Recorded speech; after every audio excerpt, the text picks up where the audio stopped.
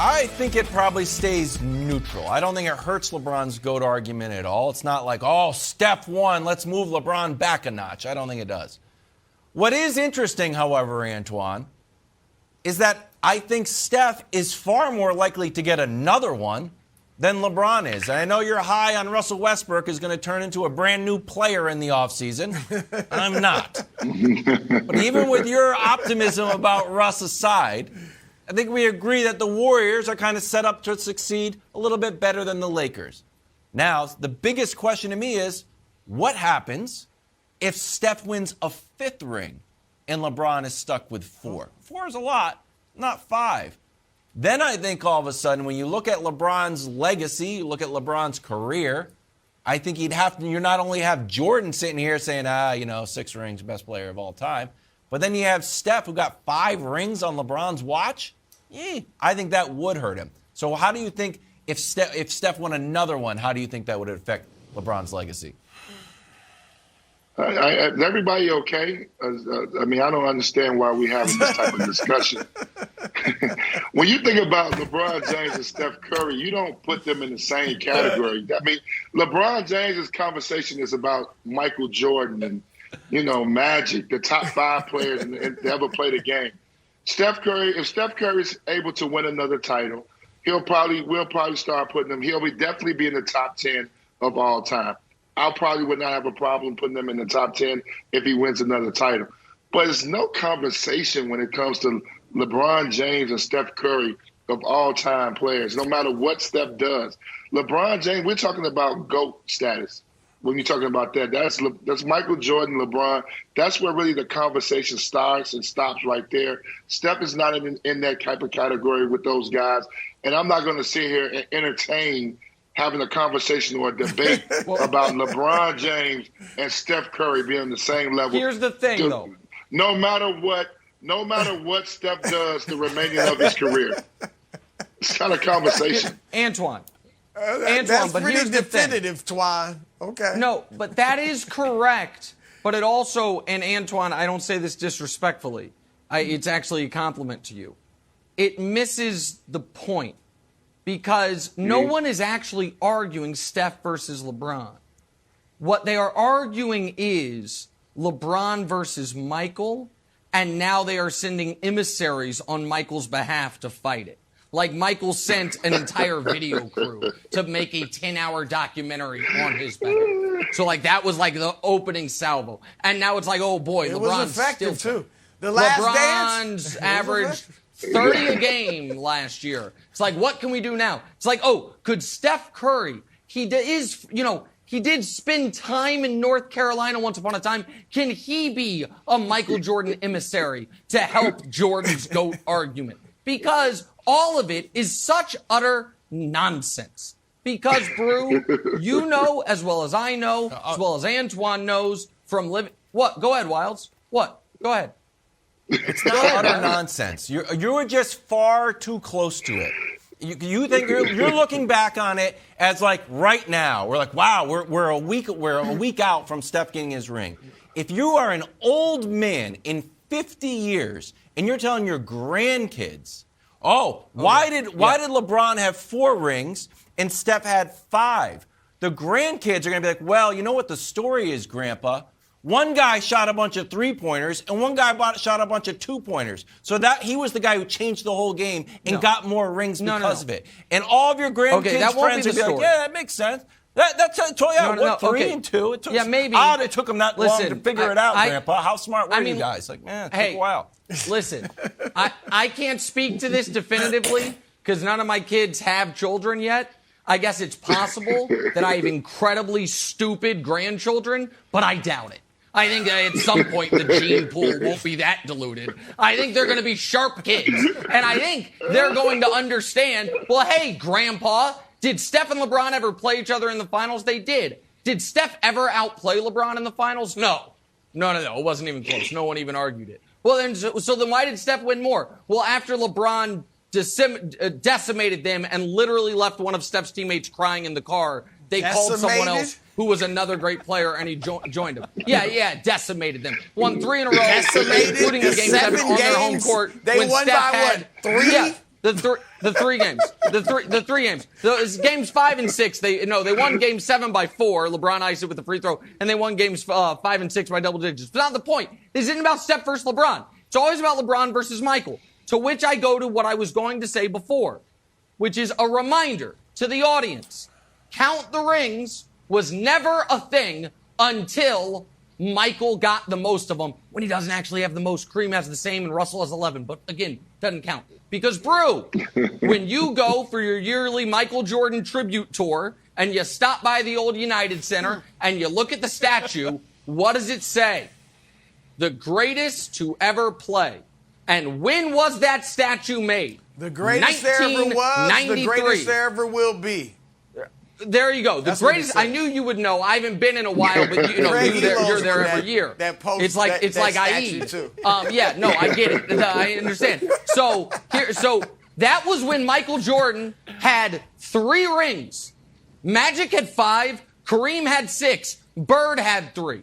But back then, and I don't often say this, folks were smart enough 30 years ago to say, well, when we're discussing things, should there be nuance? Or should it be something literally you could teach a 3-year-old? 6 is more than 4. No, let's have nuance. And so back then, people were like, hey, this Michael Jordan guy has fewer rings than Magic, half the rings of Kareem. I think he's the best to ever do it. In fact, not only do I think it, I think we should engrave it in stone. And everyone's like, yep, checks out to me. But now it is the only thing that matters. So yeah, of course, this is not about Steph versus LeBron. It's always about LeBron versus Jordan. And so yeah, that's what the answer is. So Antoine, you're wrong. They'll find a way to make this an extra ring for Michael. I hesitate to go here, Twine, because I've slaughtered Nick so many times in this Jordan-LeBron debate that I don't even want to do it again, all right? I'm starting to feel bad. I need a be kind sign behind my camera. But I'll say this, Nick, because you gave a lot of revisionist history there. Okay, I think winning rings became kind of the big thing, or, like a definitive thing in terms of who's better, when Bird and Magic kind of took over in the 80s. And because Jerry West was Mr. Clutch. Jerry West is the logo for getting to 9 finals but only winning 1. That wouldn't happen today, right? People would criticize him for losing so many finals. All right. But no, it's nothing to do with Michael. For real talk, I'm educating you about the history that you just destroyed. All right. Now, in the 80s, though, Bird and Magic statistics, it wasn't that the statistics that made them the greatest. It was that all of a sudden these dudes, all they cared about was winning. And the evidence was they were great passers. They made passing cool. No, Magic didn't care about leading the team in scoring. He just wanted to win. Same with Bird. So winning became, and Bird will tell you to this day, who's better between me and Magic? Magic's got 5, I got 3. So Magic's better. Like that's when it became about rings more so than just great individualism. Jordan just took it to another level by winning 6 and 2 3-peats. And then on top of that, he did have the incredible statistics that we hadn't seen since Wilt Chamberlain, 37 points a game, things like that. So that is it. And finally, the statue outside the United Center that about Jordan, greatest there ever was, greatest there ever will be. You act like the NBA did that. That was the Chicago Bulls. All right, they were saying Jordan is the greatest. Now, a lot of people agreed. But it wasn't like it was the whole NBA world thought Michael Jordan is the greatest player ever. That came later. So you like I said, you revised history. I want to get to Wilds though, because I think this is interesting. And Wilds, let's say your question about if Steph ends up with more rings. I'm going to take it to its logical conclusion. Some of this may sound unrealistic, and I think it is, but I'm just going to take it there for the sake of discussion. Let's go. Okay, let's say LeBron finishes with 4, right? Doesn't win another ring. He's got 4. If Steph wins 5, now Steph has to be the best player on every championship team, right? Going forward. So if he wins give him another 5, Finals MVP. nobody's putting him ahead of LeBron.